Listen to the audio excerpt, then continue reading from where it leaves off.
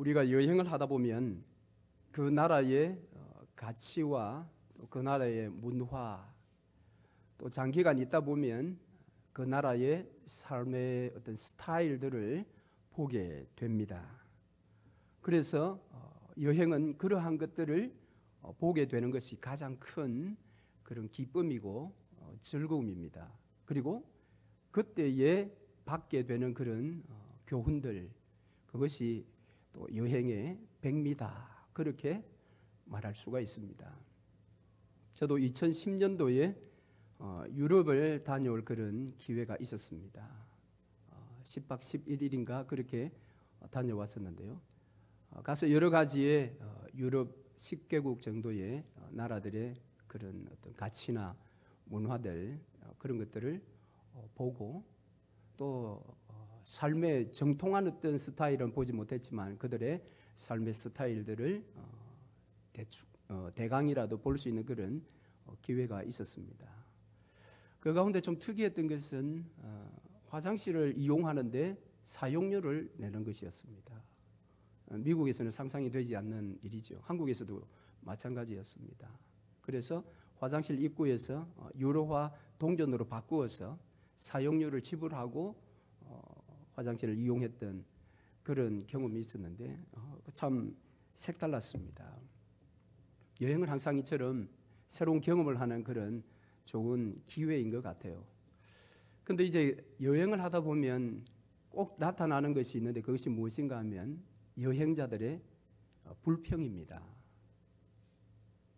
이제 유럽까지 날아가서 유럽에 여행을 하면서 그 나라의 문화, 또 특별히 음식들을 경험해 보는 것이 참 좋은 그런 기회인데 오히려 그곳까지 갔어도 한국 음식을 찾게 되는, 그래서 왜 가이드는 한국 음식이 있는 곳으로 우리를 가이드하지 않고 현지의 음식점으로 자꾸 우리를 데려가느냐, 그런 불평들요. 또 프랑스에 들어갔을 때는 거기는 워낙 이 땅에 대한 그런 개념이 우리하고 다른 것 같아요. 그래서 들어갔던 인이 매우 방이 좁았습니다. 정말 두 사람 방이라고 해서 들어갔는데 정말 좁아요. 침대 하나, 그리고 옆에 조그만 공간밖에 없었는데 왜 이렇게 숙소를 불편한 데 잡았느냐, 이런. 여러분 여행하면 꼭 그런 분들 볼 수 있지 않습니까? 여러분이 주인공 될 수 있고요. 아닌 척 앉아 계시지만. 그런데 믿음의 세계 안에서도 이런 불평들이 있을 수가 있어요. 왜냐하면 믿음의 세계가 걸어가야 할 그 길은 워낙 좁기 때문에 그렇습니다. 그래서 이 좁은 길에 들어왔음에도 불구하고 좁은 길을 걷지 않으려고 하는 사람들이 많이 있습니다. 그래서 예수님께서도 오늘 말씀을 주시면서 너희들은 좁은 길을 걸어라, 힘써 걸어라, 그렇게 누가에서는 똑같은 말씀을 그렇게 또 표현하고 있습니다. 믿음 생활이라는 것은 불편한 것 같아요. 힘든 것 같아요. 그래서 사람들은 믿음의 문에 들어왔음에도 불구하고 이 좁은 문 안에 들어와서 좁은 길을 걷지 아니하고 넓은 길을 자꾸 걸으려고 하는 그런 모습들이 많다라는 것입니다. 왜 그럴까요? 이미 넓은 길을 걷는 그것이 우리 몸에 익숙하기 때문에 그렇습니다. 여행에 가서 새로운 음식, 우리 입맛에 맞지 않는 것이라 할지라도 새로운 음식을 먹어보는 그런 좋은 기회가 있음에도 불구하고 그곳에서도 내 입맛에 익숙한 김치, 그것을 찾듯이 믿음의 세계에 들어와서 믿음의 세계가 우리에게 제시하는 이 좁은 길을 걷지 않고 그곳에서도 넓은 길, 이미 내 삶에 익숙한 길을 사람들이 많이 걷는 것입니다. 그래서 예수님께서 힘써서 좁은 길을 걸어라, 그렇게 말씀하신 것입니다. 한 번은 예수님께 사람들이 와서 이렇게 이야기를 했습니다. 주님이 어디를 가시든지 우리가 당신을 따르겠습니다, 그랬습니다. 그때 예수님께서 무엇이라 말씀하셨나요? 여우도 굴이 있고 새도 집이 있지만 나는 머리 들 곳이 없다. 그렇게 말씀하셨어요. 왜 그렇게 말씀하셨는가? 그들이 예수님을 따르려고 하는 그 본심을 예수님은 아셨어요. 인간적인 욕망, 그것을 채우기 위해서 예수님을 따르겠다라는 그들의 본심을 보셨기 때문에 너희들이 나를 따라오려느냐? 나를 따라오면 너희들이 살 공간이 없을 것이다. 심지어 머리를 둘 만한 그런 공간, 그 자리가 없을 것이다. 그랬습니다. 오늘 우리가 읽은 본문의 말씀도 사실은 그와 비슷한 의미를 가지고 있습니다. 오늘 우리 본문은 산상수훈 5장, 6장, 7장 가운데 끝부분에 해당되는 말씀이에요. 그래서 이 좁은 길을 걸어가라고 할 때에 좁은 길을 걷는 것이 무엇일까? 학자들이 연구를 하고 그들이 말하기를 산상수훈 5장부터 지금 이 본문이 있기 전까지의 말씀, 가르치셨던 이 말씀대로 사는 것이 좁은 길을 걷는 것이다. 그렇게 그들이 해석을 하고 있습니다. 뿐만 아니라 그들은 그러나 그 길은 걷는 것이 쉽지 않을 것이다. 그렇게 학자들이 이야기를 합니다. 여러분 어떻습니까? 우리가 산상수훈의 가르침대로 살아가는 것이 쉽습니까? 쉽지 않습니까? 참 쉽지가 않아요. 그러니까 좁은 길이에요. 이 말씀 분명히 믿는 저와 여러분에게 주신 말씀이에요. 산상수훈은 믿지 않는 사람들에게 준 것이 아니라 믿음으로 말미암아 하나님 나라의 백성 된 사람들이 살아야 할, 그들이 살아내어야 할 삶의 모습을 우리에게 가르쳐 주셨는데 그것이 산상수훈 5장, 6장, 7장의 말씀입니다. 그러니까 너희가 좁은 길을 걸으라고 할 때 너희가 예수 믿어라 그런 말이 아니라 예수 믿는 너희들은 반드시 이렇게 살아야 한다라는 예수님의 가르침입니다. 그러니까 예수님께서 우리에게 제시하시는 예수 그리스도를 따라가는 삶은 애시당초 힘든 길이에요. 아무나 갈 수 있는 길이 아닌 것 같습니다. 왜? 아무나 해당되는 그 사람들은 다 넓은 길을 추구하고 넓은 길을 달려가니까. 그러나 예수를 따르는 삶은 출발부터 좁은 문으로 들어가야 되고 그 이후에 모든 삶도 다 좁은 길을 달려가야 한다라는 것입니다. 협소한 길, 고통이 따르는 길, 아무나 잘 갈 수 없는 그 길을 걸어라. 그것이 예수님의 명령입니다. 그래서 오늘 본문 14절에도 보니까 생명으로 인도하는 문은 좁고 길이 협착하여 찾는 이가 적음이니라. 여기에는 많은 제한이 있습니다. 많은 통제가 있습니다. 길이 협착합니다. 가기가 불편합니다. 그럼에도 불구하고 좁은 문에 들어서는 것과 좁은 문을 계속해서 걸어가는 것, 좁은 길을 걸어가는 것은 하나이어야 합니다. 그런데 오늘 우리는 이것을 약간 별개로 생각하는 경향이 있습니다. 내가 좁은 문에 들어왔으니 이제 나는 구원받았으니 끝났다. 그리고는 내가 원하는 대로 적당히 넓은 길을 나는 찾으면서 살 거야. 이것이 평범한 그리스도인의 삶의 모습입니다. 그러나 주님은 아니야. 좁은 문으로 들어왔어. 좁은 길을 주님 부르시는 그날까지 끝까지 너가 달려가기를 힘써라. 힘써라. 그렇게 우리에게 말씀하고 있습니다. 여러분 어떻습니까?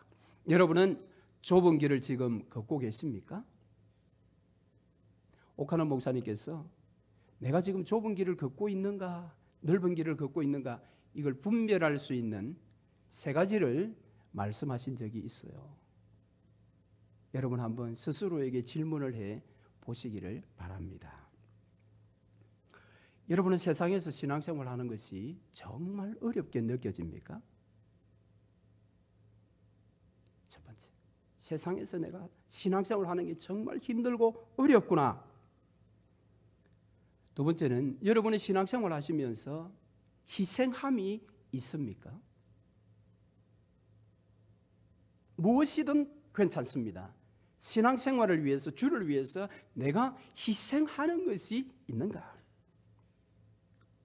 세 번째, 주님이 다시 오시는 그날, 우리가 영원한 천국에 가는 그 날을 생각하며 내 속에 그로 말미암은 기쁨이 있는가? 이 세 가지입니다. 여러분 한번 스스로에게 물어보십시오. 여러분의 신앙생활 하기 정말 힘들고 어렵다고 절감하십니까? 제대로 내가 믿으려고 하는 것이 정말 힘들고 어렵구나 절감하십니까? 여러분 주를 위해서 무엇을 희생하면서 주님을 따라가고 있습니까? 여러분은 주님이 이 땅에 다시 오는 그날 우리에게 주어질 그 엄청난 복들을 생각하면서 그것 때문에 기뻐하는 일이 있습니까? 자, 이것이 있다면 옥하는 목사님은 예를 들어 그래, 그는 그래도 이 시대의 좁은 길을 걷는 자야, 그렇게 인정하시겠다라는 것입니다. 여러분이 이 좁은 길을 걷는 것은 참으로 쉬운 것은 아닌 것 같습니다. 신앙생활 5년, 10년, 15년, 20년 되면 좀 이 좁은 길을 걷는 것이 익숙해서 별로 어렵지 않아야 하는데, 우리가 어떤 분야에 10년 아니면 20년 정도만 봉사하면 그 분야의 전문가가 됩니다. 그런데 신앙생활 안에서 이 좁은 길을 걷는 것이 내가 신앙생활 20년, 30년 했는데도 여전히 지금 힘들고 어렵고 갈수록 태산이라면 뭔가 우리 자신들의 삶의 이 모습을 한번 점검해 볼 필요가 있습니다. 아니 도대체 이 좁은 길의 실체가 도대체 무엇이길래 이렇게 좁은 길을 걷는 사람이 적으며 사람들이 이 좁은 길을 걸으려고 하지 않는가? 여러분, 이 좁은 길이란 이 좁은 문을 통해서 들어온 이전의 삶보다 조금 윤리적으로나 도덕적으로 나은 삶을 이야기하는 것이 아닙니다. 좁은 길에 들어서기 전보다 조금 더 절제하는 삶을 사는 그 정도의 삶이 아님을 우리가 알아야 합니다. 좁은 문에 들어와서 좁은 길을 걷는 이 길은 그 이전의 길과는 완전히 분리되는 새로운 길입니다. 새로운 길입니다. 조금 더 나은 길이 아니라, 내가 조금 더 손해보고 절제하면 되는 그런 길이 아니라 완전히 새로운 길, 새로운 삶, 새로운 삶의 스타일을 요구하는 길이기 때문에 그것이 우리에게 없다면 10년 아니라 30년, 40년을 해도 이 길을 걸을 때는 여전히 우리는 불편한 것입니다. 힘든 것입니다. 그럼 도대체 무엇입니까? 이 길에 합당한 것이 도대체 무엇이냐라는 것이죠. 이것을 우리는 살펴보기 위해서 하나님 우리에게 준 좋은 그런 예가 있습니다. 구약성경 출애굽기에 보면 이스라엘 백성들이 이제 어린 양의 피로 말미암아 출애굽하게 됩니다. 그리고 광야 생활을 시작하게 됩니다. 바로 이들이 출애굽에서 광야 생활을 하는 이 사건 통해서 우리는 중요한 교훈, 핵심적인 교훈을 얻을 수가 있습니다. 자, 출애굽할 때 장정 60만이 나왔습니다. 아이들하고 다 치면 120만 명 가까이 된다고 학자들이 말을 합니다. 이들이 광야에 나왔는데 여러분, 이 가운데 60만 명, 나올 때 성인으로 나왔던 60만 사람들 중에 두 사람 외에는 다 약속의 땅 가나안에 들어가지 못하고 광야에서 다 죽었지요. 갈렙과 여호수아만 약속의 땅에 들어갔습니다. 나머지 60만이 광야에서 다 죽었습니다. 이유가 무엇입니까? 어린 양의 피로 구원받아 하나님의 인도를 받아 광야에 들어왔는데 그들은 왜 약속의 땅을 밟아보지도 못하고 다 광야에서 죽어야만 했을까요? 성경은 그들이 끊임없이 불평하고 불만을 터뜨리고 원망했기 때문이라고 그렇게 말을 합니다. 60만의 이 사람들은 광야 생활 중에 했던 일은 원망하는 것, 불평하는 것, 불만을 터뜨리는 일 외에는 없었습니다. 하나님 그들을 심판하셔서 광야에서 다 죽게 하셨습니다. 그들은 왜 그렇게 살았을까요? 왜 그렇게 40년 동안 불평불만만 하면서 살다가 그렇게 광야에서 다 죽어갔을까요? 그들은 광야 생활에 어울리지 않는 삶을 원했기 때문에 그렇습니다. 쉽게 이야기하면 여러분, 애굽에서의 삶은 넓은 길을 달려가는 삶입니다. 그러나 광야에서의 삶은 좁은 길을 달려가는 삶이어야 했습니다. 그런데 그들은 광야 생활을 하면서도 여전히 그 광야에서 애굽 생활을 원했습니다. 그들은 이렇게 말을 합니다. 출애굽기 16장 3절 말씀해 보니까 우리가 애굽 땅에서 고기 가마 곁에 앉아 있은 때와 떡을 배불리 먹던 때에 여호와의 손에 죽었더라면 좋았을 것을. 여러분 보세요. 광야에서는 잘 먹는 것이 아닙니다. 광야라는 장소는 잘 먹는 장소가 아닙니다. 그렇잖아요. 광야에 잘 먹기 위해서 가는 사람은 아무도 없을 거예요. 광야라는 장소의 특징이 잘 먹는 장소가 아니었음에도 불구하고 그들은 거기서 잘 먹기를 원했습니다. 애굽 땅에서 잘 먹었던 것처럼 거기에서도 잘 먹기를 원했지요. 그런데 실제 그들이 애굽 땅에서 잘 먹었느냐? 그들이 지금 이야기하는 이 부분을 보면 좀 뭐라고 할까요? 어이가 없어요. 여기 보세요. 우리가 애굽 땅에서 고기 가마 곁에 앉아 있던 때, 거기에서 떡을 배불리 먹던 때, 즉 고기를 어디서 먹었다는 겁니까? 그들이 방 안에서 먹었나요? 여기 보니까 고기를 삶는 손 옆에서 고기를 먹었다고 그래요. 그게 맞죠. 그들의 신분이 종이었고 노예였으니. 그런데 이걸 지금 광야에서 자랑스럽게 이야기를 하면서 그때처럼 먹게 해달라는 것입니다. 뿐만 아니라 그들은 배부르게 먹을 때에 여호와의 손에 우리가 죽었으면 좋았을 것을, 배불리 먹고 얼굴에 기름이 잘 흐를 때 그때 죽었으면 좋았을 것을 이렇게 또 이야기합니다. 여러분 이렇게 죽으시고 싶으십니까? 정말 부끄러운 줄 알아야 합니다.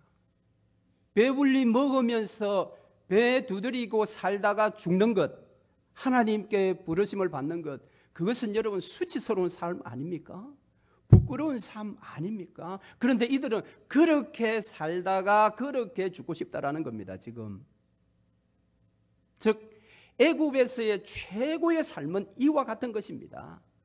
비록 방 안은 아니라 할지라도, 내 집의 안방은 아니라 할지라도 고기를 마음껏 먹을 수 있고, 그리고 배 굶지 아니하고 배 두드리며 살다가 하나님 부르실 때 하나님에 의해서 부르심을 받는 것, 그것은 애굽에서 어쩌면 최고의 가치요 최고의 삶의 스타일이었는지 모르겠습니다. 그러나 광야는 적어도 그것이 아니죠. 광야는 배부르게 고기를 먹는 장소가 아닙니다. 아닙니다. 그런데 그들은 여전히 그것을 원했습니다. 그러니 광야 생활에 어울리지 않는 삶의 가치와 스타일을 계속 주장하니까 광야 생활이 그들에게 죽을 맛이었습니다. 그러니까 원망이 나오고 불평이 터져 나오고 결국 심판받아 다 죽게 된 것입니다. 여러분, 넓은 문을 통과해서 그 길을 걸어가는 넓은 길에서의 가치의 어떤 그것과 좁은 길의 가치는 완전히 다른 것임을 여러분 아셔야 합니다. 정착 사회라고 하는 이 애굽에서의 최고의 가치는 무엇입니까? 공간입니다. 공간. 왜? 정착 사회니까. 애굽에서는 누가 더 많은 땅을 차지했느냐에 따라서 행복의 수치가 달라지는 것입니다. 그러나 이동 사회인 이 광야에서는 무엇이 최고의 가치일까요? 그것은 시간입니다. 날씨 변화에 따라 순식간에 이동할 수 있는 그래서 좋은 곳에 빨리 도착해서 양들에게 풀을 먹게 하는.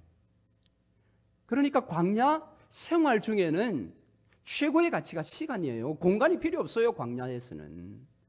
그러나 정착 사회, 농경 문화인 이 애굽에서는 누가 더 많은 공간을 확보하느냐, 많은 땅을 차지하느냐가 최고의 가치였습니다.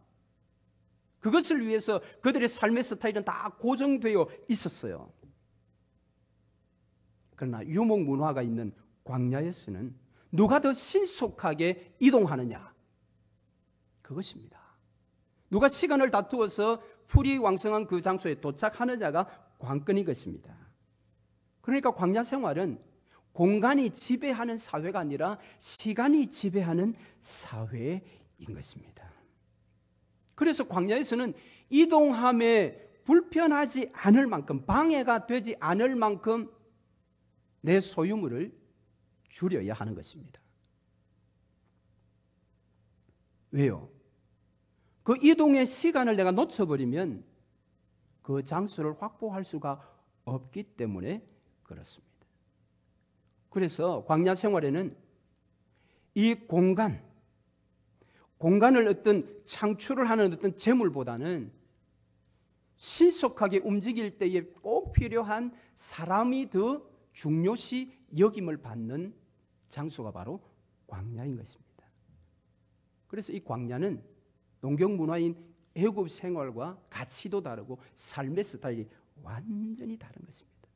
그래서 공간이 아닌 시간이 지배하는 사회, 물질보다는 사람이 더 중요시 여김을 받는 사회, 그래서 사람이 사람에게 힘을 행사하는 어떤 그런 종속적인 계급적인 사회가 아니라 모든 사람이 평등한 사회, 그 사회가 광야입니다. 광야. 이 광야가 새로운 사회인 거예요. 이스라엘 백성들이 한 번도 경험해 보지 못했던, 애굽에서는 경험해 보지도 못하고 들어보지도 못했던 새로운 사회가 광야 사회였던 것입니다. 그런데 이 광야가 저와 여러분이 살고 있는 장소라는 거예요. 저와 여러분의 믿음의 세계가 바로 광야인 것입니다. 여러분 기억하십시오. 우리 예수 그리스도로 말미암아 구원받아 애굽에서 이전보다 더 나은 삶, 그 삶을 사는 자들이 아니에요. 우리는 새로운 사회로 옮겨온 자들입니다. 그런데 여러분, 광야에서의 그들의 삶은 나그네의 삶이듯이 저와 여러분의 신앙의 삶도 나그네의 삶이요 거류자의 신분이라고 성경이 말합니다. 역대상 29장 15절 말씀에 보니까 이런 말씀이 있습니다. 우리는 우리 조상들과 같이 주님 앞에서 이방 나그네와 거류민들이라. 거류민들이라. 저와 여러분은 나그네예요. 이 땅에 우리는 지금 나그네로 살아가는 것입니다. 애굽에 정착해서 넓은 공간을 자리 잡아서 오래도록 살려고 애를 쓰는 그런 자들이 아니라 저와 여러분은 이 땅도 지금 지나가야 할 장소, 나그네의 신분인 것입니다. 그렇기 때문에 저와 여러분의 신분에 걸맞는 것은 공간이 아니라 시간입니다. 시간.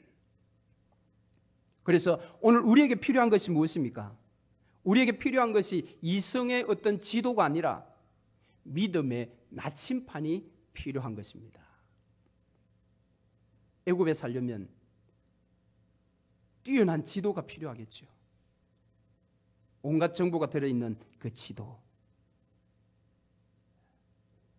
애틀란타에 제가 와서 아직 이 큰 길만 조금 알지 동서남북 아직 구분을 잘 못하겠어요. 그런데 지도를 제가 펼쳐놓고 보면, 애틀란타 전 지역의 지도를 펼쳐놓고 보면 동서남북 감을 잡을 것입니다. 애굽에서는 그 지도가 필요하죠. 이성이 작성한 지도. 그러나 광야에서는 지도가 필요하지 않습니다. 광야에서는 믿음의 나침판만 필요합니다. 그렇지 않습니까? 광야에 나침판이 필요하지 광야에 무슨 지도가 필요할까요? 광야에서 지도를 찾는 것은 어리석은 자입니다. 광야에서 지도를 그려보겠다고 하는 자는 어리석은 자입니다. 광야에서 필요한 것은 오직 나침반뿐입니다. 그것도 믿음의 나침반. 믿음의 나침반이 무엇입니까? 하나님 말씀이에요. 이 말씀이 믿음의 세계, 이 세계의 동서남북을 가르쳐주고 있는 것입니다. 이 말씀이 우리가 가야 할 곳과 가지 말아야 할 곳을 정확하게 방향을 제시해주고 있는 것입니다.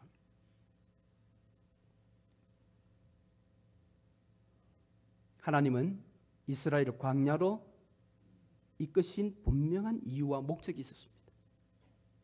사실은 애굽을 그들이 출애굽을 했을 때에 서쪽 해안을 따라 올라가면 가나안까지 일주일 만에 간다고 합니다.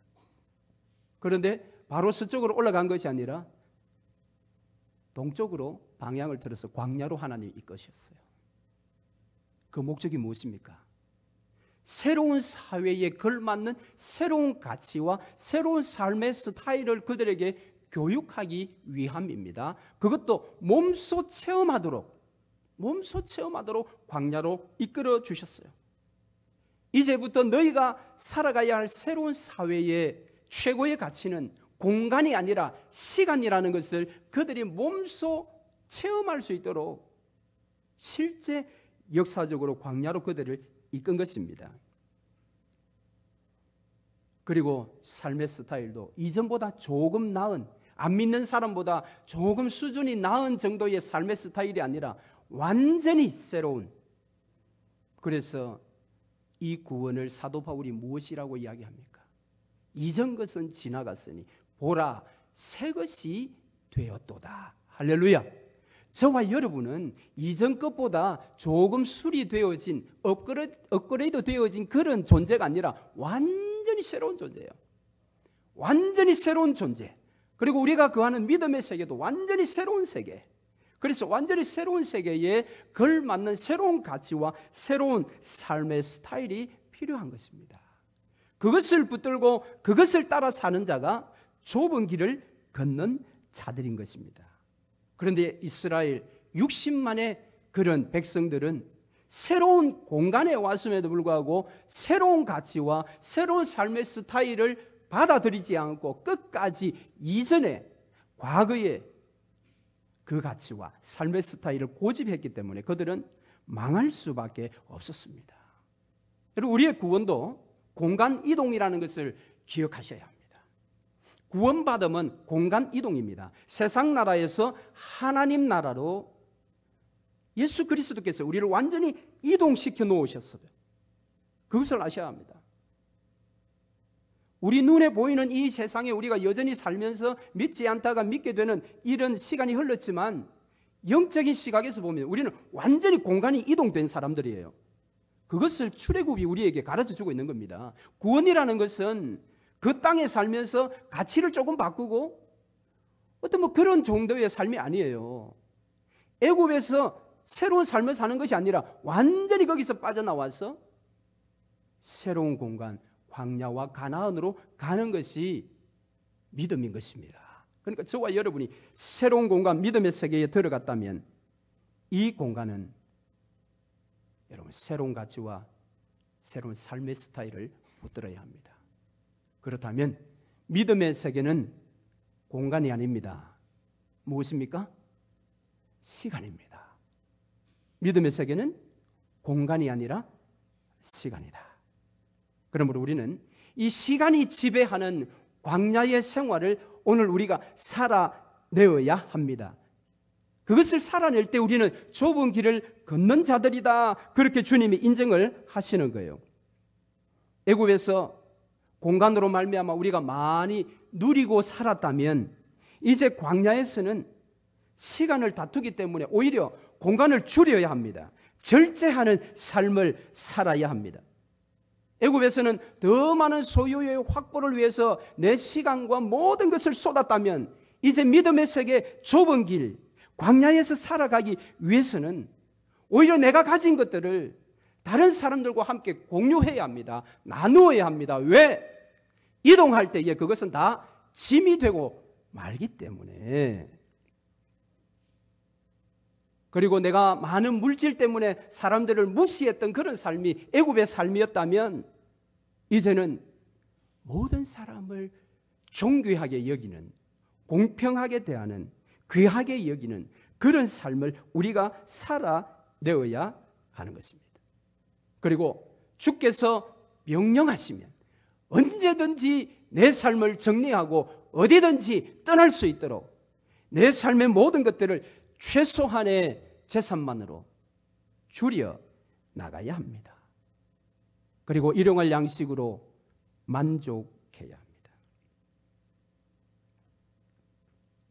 여러분 그러실 수 있습니까?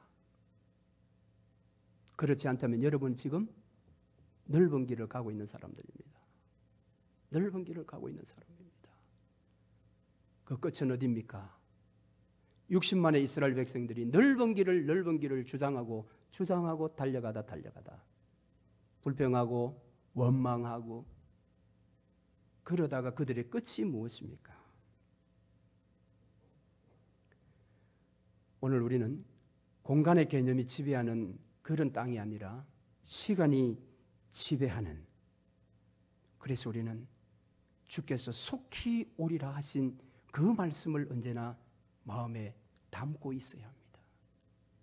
그리고 속히 오리라 하신 그 날을 내가 사모하면서 오늘을 종말론적으로 살아가는 자,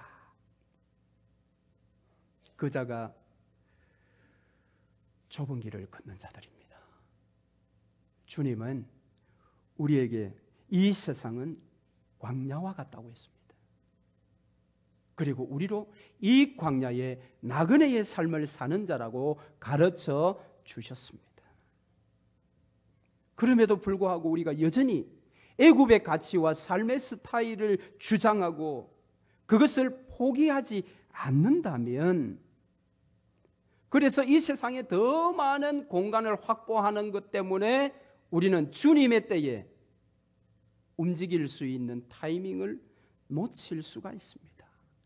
그때 망하면 끝입니다. 시간이 없는 거예요. 그때는 세상의 끝이기 때문에 그렇습니다. 그래서 하나님 말씀하십니다. 그런즉 너희가 어떻게 행할지를 자세히 주의하여 지혜 없는 자같이 하지 마라. 오늘 우리는 이 악하고 음란한 세태를 우리가 살아가고 있습니다. 어떻게 여러분 살아야 합니까? 오늘 이 시대를 우리는 어떻게 살아가야 합니까? 오늘 하나님은 다시 우리에게 말씀하십니다. 내가 반드시 속히 오리라. 그러면 그날을 생각하면, 그날을 생각하는 자들이라면, 그날을 소망하는 자들이라면 우리에게 주신 오늘이라는 이 시간을 하나님이 원하시는 방법대로 시간을 조각하여 그 시간에 우리가 충성하며 헌신하며 살아야 되지 않겠습니까? 그래서 사도 바울 우리에게 세월을 아끼라 그랬습니다. 때가 가까웠으니 시간을 아껴야 하는 것입니다. 말씀 맺겠습니다. 사랑하는 우리 성도 여러분, 우리의 삶의 스타일은 다릅니다. 공간이 아니라 시간입니다. 종말의 날을 소망하면서 속히 주님이 이 땅에 오시기를 우리가 기대하면서 종말론적인 삶을 우리가 살아갈 때 주님이 우리를 응원하실 것입니다. 그것이 비록 협착한 많은 사람들이 달려가지 않는 좁은 길이라 할지라도 내가 그리 달려갈 때에 우리는 혼자 가지 않습니다. 주님 함께 하십니다. 그 길은 결코 외롭지 않을 것입니다. 외롭지 않은 주님이 동행하시는 이 좁은 길, 저와 여러분 달려가십시다. 우리 널푸른 장로교회 성도들이 살아가는 삶의 방식은 다릅니다. 우리 찬송하겠습니다.